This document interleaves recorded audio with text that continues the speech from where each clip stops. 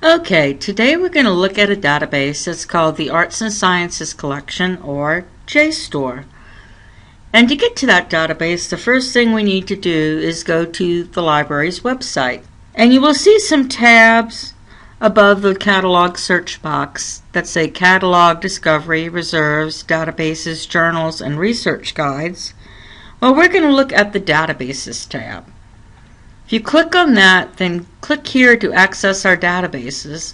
That will bring you an alphabetical list of all the databases.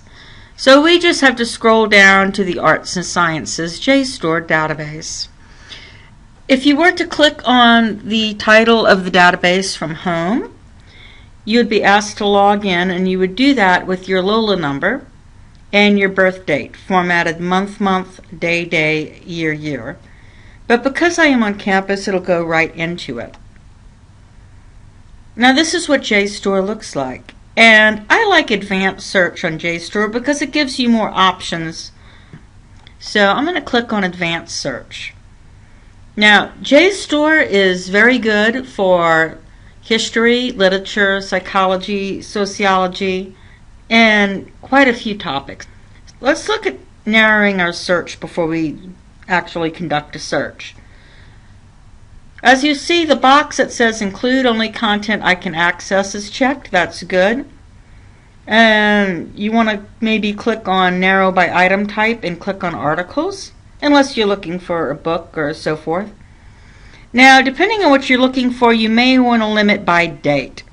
I'm going to limit to the last 5 years, so I'm going to type in 2011 on the from box, and in the to box I'll type 2016.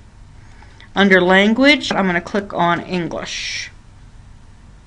You can also narrow by discipline and or journal. So I'm going to do a search for something in psychology, so I'm going to go down, scroll down this list here and go to psychology, and I'm going to check that box. Now if you just wanted to search one journal, for example, the American Journal of Psychology, you could just click on that. But we're going to search all the psychology journals. I'm going to do a search for schizophrenia. So I'm going to type in my search term now that I've done all my narrowing of my search results, and click on search.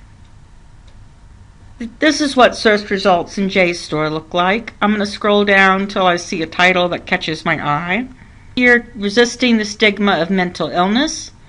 Just for an example of how to get an article from Jstor to yourself. So if I click on that title, it will bring me the record of the article. Now, you can download PDF if you want the entire article, which you probably do. If you click on Cite this item, it will give you examples of how to cite the article in various styles, MLA, APA, and Chicago. You should always double check with a style book to make sure you're doing it correctly, because, for example, something like spacing might be off, but that'll give you a good idea. And if I were you, I would copy and save the citation style I need and staple it to the article.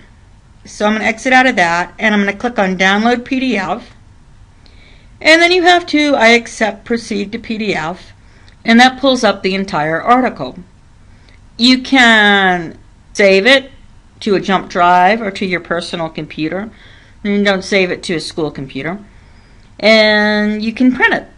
Now, once you have saved your article, you can also attach it to an email and email it to yourself. And that is how you get an article from Arts and Sciences Collection Jstor.